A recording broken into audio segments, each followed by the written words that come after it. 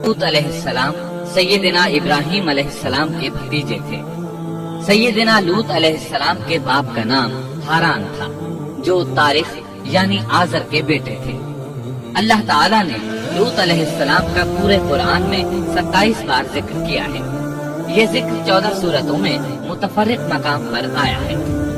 आपका वालिद आपके बचपन ही में फौत हो गया था, इसलिए आपने अपने दादा आजर के घर अपने चचा इब्राहिम अलैहिस्सलाम के यहाँ परवरिश पाई। यही वजह है कि इब्राहिम अलैहिस्सलाम को उनसे बेहद मोहब्बत थी। जिस वक्त पूरी कौम सैयदना इब्राहिम अलैहिस्सलाम के खिलाफ उठ खड़ी हुई और उन्हें आग में डाला गया, इस कठिन वक्त में सिर्फ लूत अलैहिस्सलाम ही वो शख्सियत थे जो आप पर ईमान ला चुके थे। जैसा कि अल्लाह ताला ने फरमाया, उन पर लूत ईमान ले आए। फिर जब इब्राहिम अलैहिस्सलाम ने हिजरत की तो लूत अलैहिस्सलाम ने भी उनके साथ हिजरत की। अल्लाह ताला फरमाते हैं, और कहने लगे कि मैं अपने रब की तरफ हिजरत करने वाला हूँ, वो बड़ा ही गालिब और हकीम है। इससे पहले हम जिक्र कर आए हैं कि जब इब्राहिम अलैहिस्सलाम मिस्र से फिलिस्तीन वापस चले गए तो आपने अपने भतीजे लूत को सदूम बस्ती की तरफ भेज दिया। ये बहरे मुर्दार के पास एक बस्ती थी, तिजारती मरकज और मुसाफिरों के लिए आराम की जगह थी। ये काफिर कौम थी, इनमें एक भी मोमिन नहीं था। अल्लाह ताला फरमाते हैं, बस जितने ईमानदार वहाँ थे हमने उन्हें निकाल लिया और हमने वहाँ मुसलमानों का सिर्फ एक ही घर पाया। ये सब लोग काफिर थे, लोगों में सबसे ज्यादा फासिक और फाजिर थे। इन लोगों ने ऐसी बुराइयां ईजाद की कि इनसे पहले कायनात में किसी ने न की थी। चुनाचे अल्लाह फरमाते हैं, जब लूत ने अपनी कौम से कहा, तुम ऐसी फहाशी और बेहयाई का इर्तिकाब करते हो जो जहानों में तुमसे पहले किसी शख्स ने नहीं की। फिर अल्लाह फरमाते हैं, क्या तुम औरतों को छोड़कर मर्दों से हाजत पूरी करते हो, बल्कि तुम हद से बढ़ने वाली कौम हो। इस काम यानी इग़लाम बाजी और जिनसी बेराहरवी को कौम लूत ने शुरू किया, लेकिन बाज कहते हैं ये तो फितरी चीज है और बाज कहते हैं ये जिन्नात से शुरू हुई। बहरहाल ये फिस्को फजूर और घिनौना जुर्म इसी कौम से शुरू हुआ। फरिश्तों की जुबानी अल्लाह ताला ने फरमाया, फरिश्तों ने कहा कि हम गुनाहगार कौम की तरफ भेजे गए हैं। फिर कहने लगे, मगर खानदान लूत कि हम उन सब को तो जरूर बचा लेंगे, सिवाय उसकी बीवी के कि हमने उसे रुकने और बाकी रह जाने वालों में मुकर्रर कर दिया है। इसी तरह लूत अलैहिस्सलाम ने उनसे कहा, क्या तुम जहान वालों में से मर्दों के साथ शहवतरानी करते हो और तुम्हारी जिन औरतों को अल्लाह ने तुम्हारा जोड़ बनाया है उनको छोड़ देते हो, बल्कि तुम हो ही हद से गुजर जाने वाले। अल्लाह ताला ने कुरान में कितने ही मकामात पर इस गुनाह की बुराई और कबाहत बयान फरमाई है, इसलिए कि ये निहायत संगीन और घिनौना जुर्म है। अल्लाह ताला फरमाते हैं, और लूत का जिक्र कर जबकि उसने अपनी कौम से कहा कि क्या बावजूद देखने भालने के फिर भी तुम बदकारी करते हो। ये क्या बात है कि तुम औरतों को छोड़कर मर्दों के पास शहवत से आते हो। हक ये है कि तुम बड़ी ही नादानी कर रहे हो। अल्लाह ताला ने इस कौम की कबीह खसलतों का जितना जिक्र किया है किसी और कौम का नहीं किया। इन्हें काफिर, मुजरिम, जाहिल और हद से बढ़ने वाला कहा गया, कहीं फजूल खर्ची करने वाले और फासिक कहा गया। ये तमाम बुराइयां इनमें मौजूद थी। अल्लाह ताला फरमाते हैं, और लूत को याद करो जब उन्होंने अपनी कौम से कहा, तुम ऐसी फहाशी करते हो कि तुमसे पहले किसी जहां वाले ने नहीं की। क्या तुम मर्दों के पास बदफेली के लिए आते हो और रास्तों में डाके डालते हो और मजालिस में निहायत बुरे काम करते हो। ये लोग इस कदर खबीस थे कि भरी मजलिस में बुरे बुरे काम करते थे। मसलन सबकी मौजूदगी में जोरदार आवाज के साथ हवा खारिज करते, फिर अपनी इस हरकत पर हंसते। गरज ये कि बुराई की तमाम तर सिफात इनमें मौजूद थी। लूत अलैहिस्सलाम फिर भी इन्हें समझाते रहे, लेकिन वो झुठलाते ही रहे। अल्लाह ताला फरमाते हैं, कौम लूत ने पैगंबरों को झुठलाया, जबकि उनके भाई लूत ने उनसे कहा कि तुम अल्लाह का खौफ नहीं रखते। मैं बिलाशुबह तुम्हारी तरफ अमानत वाला पैगंबर हूँ। अलबत्ता अल्लाह से डरो और मेरी इताअत करो, और इस काम पर मैं तुमसे कोई उजरत और मजदूरी नहीं चाहता। मेरा अज्र तो सिर्फ और सिर्फ जहानों को पालने वाले के जिम्मे है। अंबिया का मिशन ही ये होता है कि तबलीग करते रहे। लिहाजा लूत अलैहिस्सलाम दावत देते रहे, लेकिन दावत के नतीजे में कौम का रद्द अमल क्या था, अल्लाह ने इसका भी जिक्र किया है। फरमाया, बस उसकी कौम का जवाब यही होता कि अल्लाह का अजाब ले आ अगर तू सच्चा है। इस्लाम दुश्मन और काफिर कौमों का जवाब यही होता है। कौम आद और कौम समूद ने भी यही जवाब दिया था। दूसरी आयत में है, लूत ने उन्हें हमारी पकड़ से डराया, यानी उन्होंने कहा, ऐ कौम, अल्लाह की पकड़ से और अजाब से बच जाओ, मुहतात हो जाओ। उसकी लाठी पे आवाज है, लेकिन वो डराने वालों से भी झगड़ते ही रहे। एक और आयत में अल्लाह फरमाते हैं, और उनकी कौम से कोई जवाब न बन पड़ा बजुज इसके कि आपस में कहने लगे कि इन लोगों को अपनी बस्ती से निकाल दो, ये पाकबाज बनने की कोशिश करते हैं। चूँकि ये सब के सब लोग फहाशी, बुरियानी, बेहयाई, बेगैरती, फिस्क, फुजूर और बदकारी में मसरूफ थे, इनके नजदीक पाकीज़गी इख्तियार करना बेमाना काम बन चुका था। लूत अलैहिस्सलाम और उनकी बेटियों के अलावा कोई शख्स पाक न था। सब के सब गिलाजत में डूबे हुए थे। चुनाचे उन्होंने लूत अलैहिस्सलाम को अपनी बस्ती से निकाल बाहर करने का फैसला किया। कहने लगे, ऐ लूत, अगर तू अपने इस बाज़ो नसीहत से बाज न आया तो जरूर तुझे निकाल दिया जाएगा। इस पर लूत ने फरमाया, मैं भी तुम्हारे इस घिनौने अमल से बेजार हो चुका हूँ। चुनाचे लूत अलैहिस्सलाम उस मौके पर वहाँ से निकल आए और अपने रब से यूं दुआगो हुए, ऐ मेरे परवरदिगार, मुझे और मेरे अहल को इनके अमल से बचा ले और नजात अता फरमा। कितनी ही आयत में है कि इन लोगों ने लूत अलैहिस्सलाम को बस्ती से निकालने का अज़्म कर रखा था, और लूत अलैहिस्सलाम इस पूरी बस्ती में बेयारो मददगार थे। वहाँ उनका कोई खानदान तो था नहीं, लिहाजा घर में ही बैठे रहे, दुआ करते रहे, ऐ परवरदिगार, इस फसादी कौम के खिलाफ मेरी मदद फरमा। इस दुआ से इस कौम की एक और खसलत मालूम हुई, और वो ये कि वो फसादी भी थे। सो अल्लाह ने दुआ कबूल फरमाई, फरिश्ते भेजे, जिब्राइल, मीकाइल और मलकुल मौत, और बाज रिवायात के मुताबिक इसराफील को भी इनके साथ भेजा गया।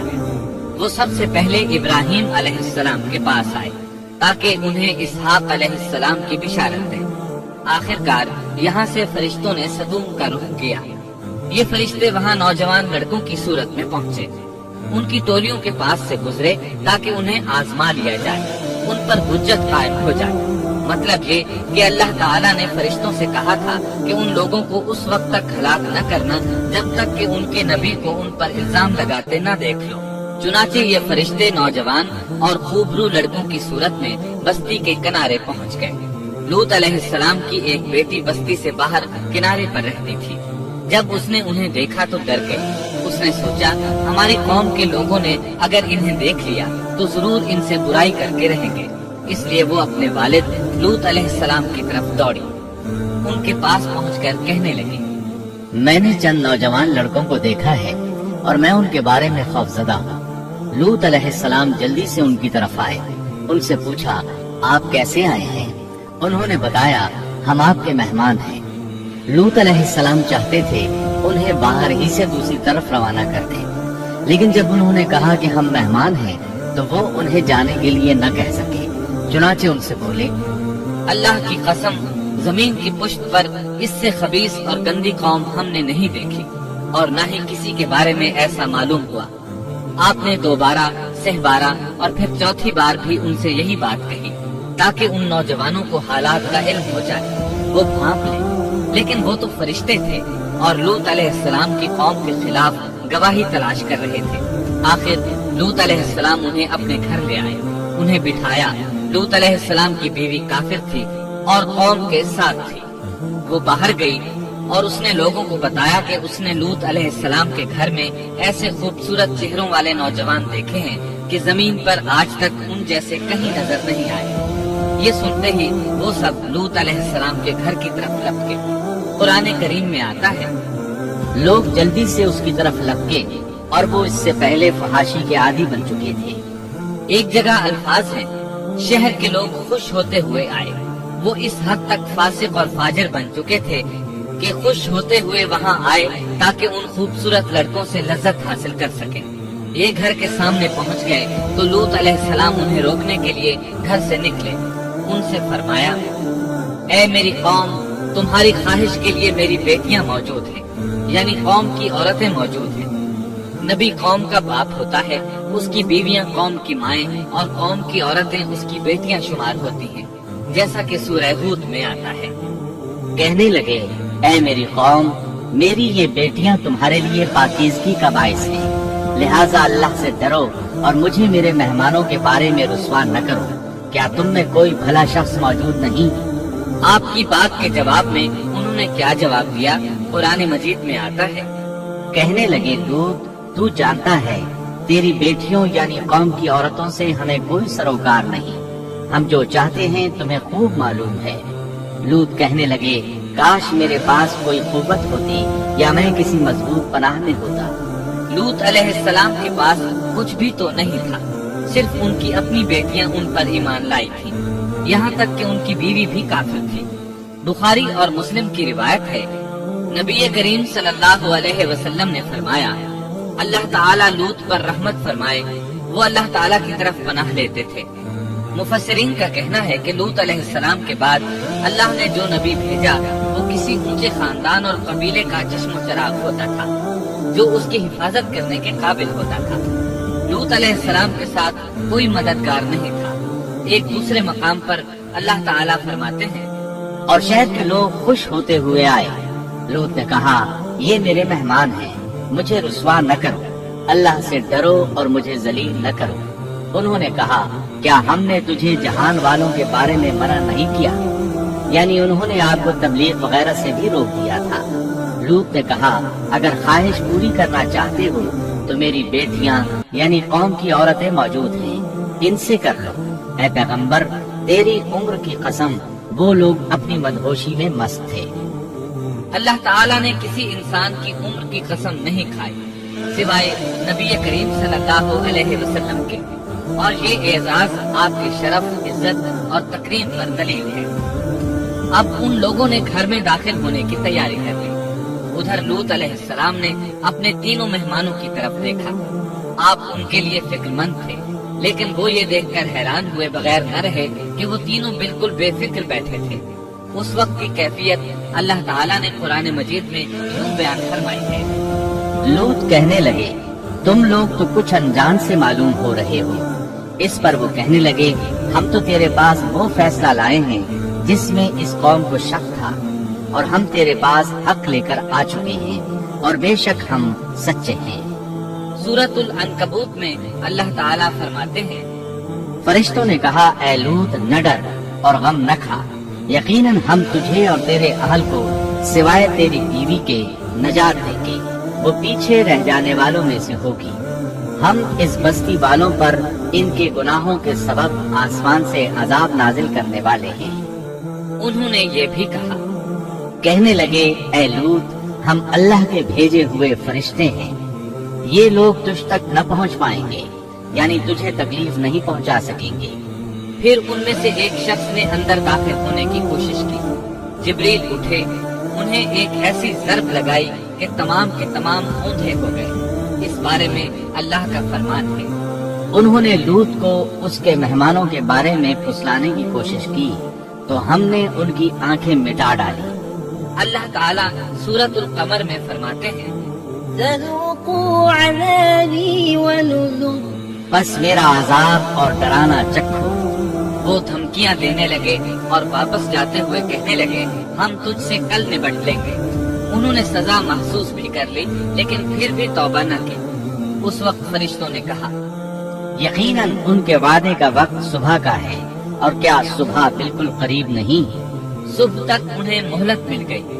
فرشتوں نے کہا، اے لوط، اپنے اہل کو رات کے حصے میں لے کر نکل جا، اور ان کے پیچھے پیچھے تو چل، اور تم میں سے کوئی پیچھے مڑ کر نہ دیکھے، اور جہاں تمہیں حکم ہو چلے جاؤ۔ اور ہم نے اسے وہ فیصلہ سنا دیا کہ صبح ہوتے ہی اس قوم کی جڑ کاٹ دی جائے گی۔ اسی طرح اللہ تعالیٰ سورۃ الشعراء آیت 170 اور 171 میں فرماتے ہیں، ہم نے اسے اور اس کے تمام اہل کو نجات دی، سوائے اس کی بیوی کے جو پیچھے رہنے والوں میں سے تھی۔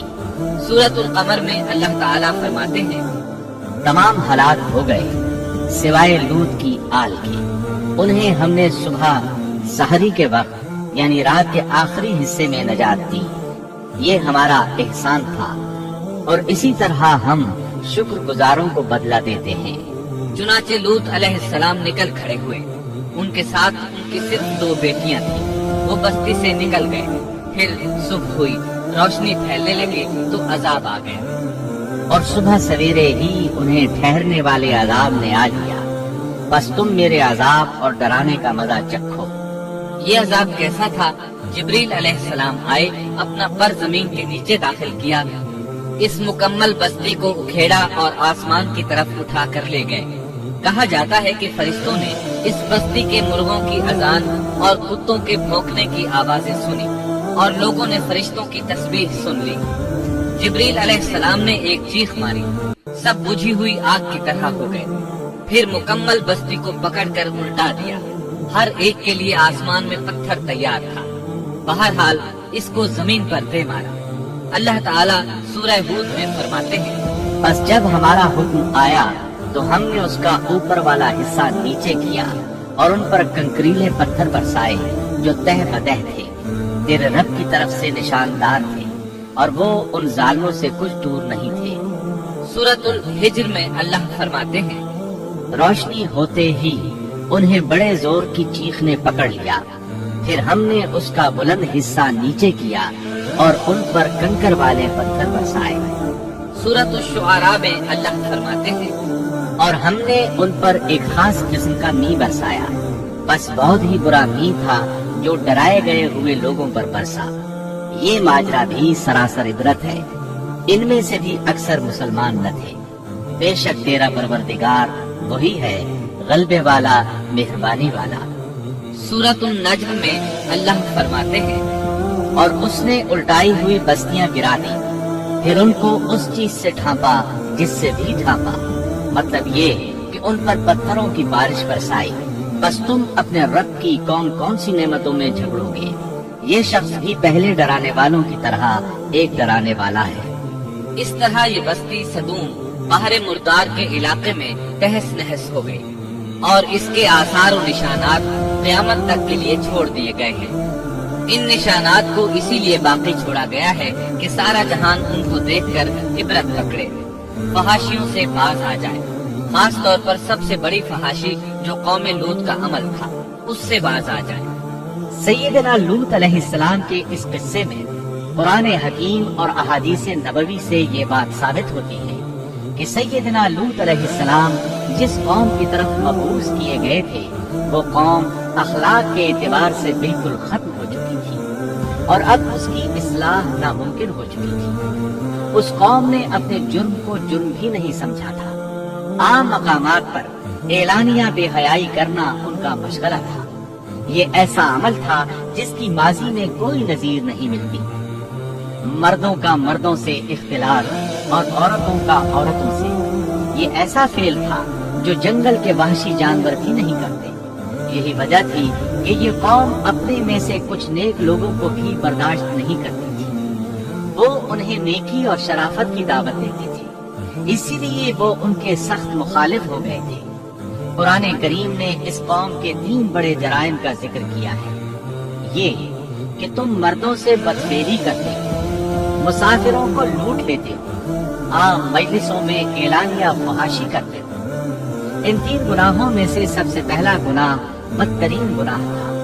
یہ گناہ اس قوم سے پہلے کسی نے نہیں کیا تھا، گویا وہ اس گناہ کو ایجاد کرنے والے تھے، اور یہ گناہ زنا سے بھی زیادہ شدید ہے۔ قرآن کریم اور احادیث کی روح سے اغلام بازی ایک بدترین گناہ ہے۔ احادیث میں اس گناہ کی مختلف سزائیں آئی ہیں۔ ایک روایت میں ہے کہ فاعل اور مفعول دونوں کو قتل کر دو۔ بستی سدوم عذاب کے نزول سے قبل کن حالات سے دوچار تھی، سورۃ الزاریات آیت 35 اور 36 میں یوں بیان ہوا ہے، پھر ہم نے ان سب لوگوں کو نکال لیا جو اس بستی میں مومن تھے، یعنی لوط علیہ السلام اور ان پر ایمان لانے والے۔ سو ہم نے اس بستی میں سوائے ایک گھر کے مسلمانوں کا کوئی گھر نہ پایا۔ اس کا مطلب ہے وہاں صرف سیدنا لوط علیہ السلام اور ان کا گھرانہ مسلمان تھا، باقی سب گھر کافروں کے تھے۔ اللہ تعالیٰ کسی قوم کی مکمل تباہی کا فیصلہ اس وقت تک نہیں کرتے جب تک کہ اس قوم میں کچھ قابل لحاظ بھلائی موجود ہو، مگر جب قوم کا حال یہ ہو جائے کہ اس پہ بھلائی آٹے میں نمک کے برابر بھی باقی نہ رہے، تو ایسی صورت میں اللہ کا قانون یہ ہے کہ نبی اور اس پر ایمان لانے والوں کو اپنی قدرت خاص سے کسی نہ کسی طرح بچا لیا جاتا ہے، اور باقی لوگوں کے ساتھ وہی معاملہ کیا جاتا ہے جو ہوش مند تاجر اپنے ٹوکرے کے گلے سڑے پھلوں کے ساتھ کرتا ہے۔ اچھے پھل ان میں سے نکال لیتا ہے اور سڑے ہوئے باہر پھینک دیتا ہے۔ عذاب کے بعد اللہ تعالیٰ نے اس شہر کے کھنڈرات کے بارے میں سورۃ الزاریات آیت 37 میں یوں فرمایا ہے، اس عذاب کے بعد ہم نے وہاں بس ایک نشانی ان لوگوں کے لیے چھوڑ دی جو دردناک عذاب سے ڈرتے تھے۔ اس نشانی سے مراد بحیرہ مردار ہے۔ اس کا جنوبی علاقہ آج بھی ایک عظیم تباہی کے آثار پیش کر رہا ہے۔ ماہرین آثار قدیمہ کا خیال ہے کہ قوم لوط کے 5 بڑے شہر شدید زلزلے سے زمین میں دھنس گئے تھے اور ان کے اوپر بحیرہ مردار کا پانی پھیل گیا تھا۔ اس خیال کی وجہ یہ بتائی جاتی ہے کہ بحیرہ مردار کا وہ حصہ جو اللسان نامی جزیرے کے جنوب میں واقع ہے وہ صاف طور پر بعد میں پیدا ہوا ہے، اور قدیم بحیرہ مردار کے جو آثار اس جزیرے کے شمال میں نظر آتے ہیں وہ جنوب میں پائے جانے والے آثار سے بالکل مختلف ہیں۔ ماہرین آثار قدیمہ نے اس سے یہ بات اخذ کی ہے کہ جنوب کا حصہ پہلے اس بحیرہ کی سطح سے بلند تھا، بعد میں زلزلے سے دھنس کر زمین کے نیچے چلا گیا۔ اس دھنسنے کا زمانہ بھی 2000 برس قبل مسیح کے قریب معلوم ہوتا ہے، اور یہ زمانہ تاریخ کے اعتبار سے سیدنا ابراہیم علیہ السلام اور سیدنا لوط علیہ السلام کا زمانہ ہے۔ 1965 عیسوی میں آثار قدیمہ کی ایک امریکی ٹیم کو اللسان جزیرے پر ایک بہت بڑا قبرستان ملا۔ اس میں 20,000 سے زائد قبریں تھیں۔ اس سے اندازہ ہوتا ہے کہ قریب ہی کوئی بڑا شہر آباد تھا۔ اس لیے عین ممکن ہے کہ جس شہر کا یہ قبرستان ہے وہ بحیرہ میں غرق ہو چکا ہو۔ بحیرہ کے جنوب میں جو علاقہ ہے اس میں اب بھی ہر طرف تباہی کے آثار موجود ہیں، اور زمین میں گندھک، رال، کول تار اور قدرتی گیس کے اتنے بڑے ذخائر پائے گئے ہیں کہ ان کو دیکھ کر یقین ہو جاتا ہے کہ کسی وقت بجلیوں کے گرنے سے یا آتش فشاں کا لاوا نکلنے سے یہاں آگ پھٹ پڑی تھی۔ اللہ تعالیٰ سورہ ہود کی آیت 83 میں ارشاد فرماتے ہیں، پتھراؤ کا یہ عذاب آج بھی ظالموں سے دور نہیں۔ مطلب یہ کہ جو قوم اس قوم کی طرح ظلم اور بے حیائی پر جم جائے وہ اپنے آپ کو اس جیسے عذاب سے دور نہ خیال کرے۔